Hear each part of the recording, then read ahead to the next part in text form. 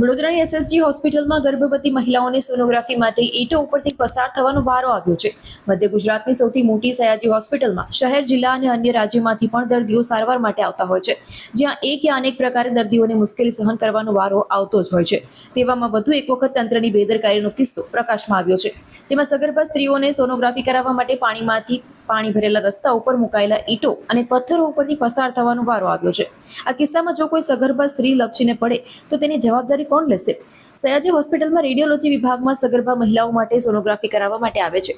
થોડાક જ વરસાદમાં આ સ્થળ નીચાણવાળું હોવાથી ત્યાં પાણી ભરાવાની સમસ્યા વારંવાર સર્જાતી હોય છે। આ વખતે પણ ગત રોજ પડેલા વરસાદના કારણે વિભાગમાં આવવા જવાના રસ્તા ઉપર પાણી ભરાઈ ગયા હતા।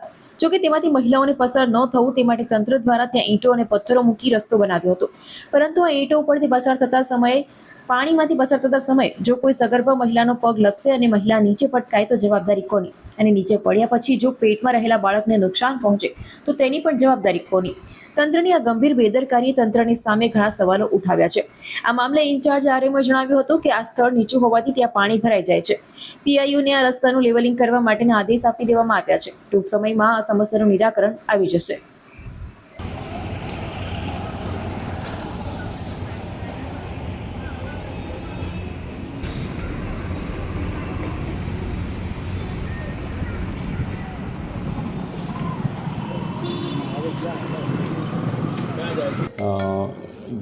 પરમ દિવસે જે વરસાદ પડ્યો એમાં જે અમારું મકરંદ દેસાઈ બિલ્ડિંગ છે એની આગળ થોડું પાણી ભરાવાના પ્રશ્ન ઉપસ્થિત થયો હતો।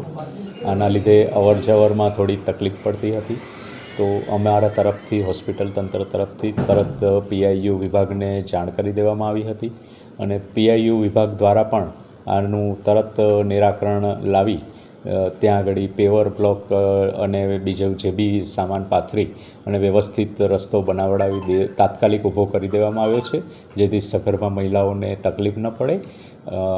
આ રીતે અમે અમારા દર્દીઓની સેવામાં કંઈ પણ પ્રશ્ન ન આવે એનું પૂરેપૂરું ધ્યાન રાખતા હોઈએ છીએ અને એ દિશામાં અમે તરત કાર્યવાહી પણ કરતા જ હોઈએ છીએ। પાણી ભરાય તેનું નિરાકરણ કરવામાં એ પણ અમે પીઆઈયુને જાણ કરી છે। એનું પાણીના નિકાલ માટેની વ્યવસ્થા પણ એ લોકો કરી રહ્યા